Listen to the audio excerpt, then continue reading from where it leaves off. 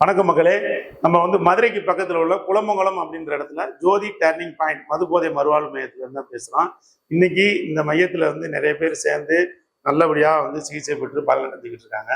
தொடர்ந்து மக்கள் ஆதரவு கொடுங்க. மக்களுக்கு டவுட் வந்திருக்கு. என்னன்னா, உங்க மையத்துல சிகிச்சை பெறுறாங்க 3 மாசம் இல்ல 1 வாரம் 10 நாள் உங்க தகுந்தாப்ப ட்ரைனிங் எல்லாமே இருக்கு. இப்போ 3 மாசம் முடிச்சுட்டு ஒருத்தங்க வெளியே போயிட்டு மறுபடியும் குடிக்கிறாங்க அப்படின்னா நீங்க என்ன உதவி பண்ணுவீங்க? அதை எப்படி நீங்க ஹேண்டில் பண்ணுவீங்க சார்? அதாவது 3 மந்த்ஸ் முடிச்சு கம்ப்ளீட்மெண்ட் அவர் வெளியே போறாரு அப்படின்னா கண்டிப்பான முறையில் நாங்க தொடர்ந்து ஃபாலோ பண்ணுவோம். நாங்க ஃபாலோவிலே இருப்போம். அவருக்கு வெளியே ஆல்கஹாலிக்ஸ் அனானிமஸ் ஒரு மீட்டிங் இருக்கு.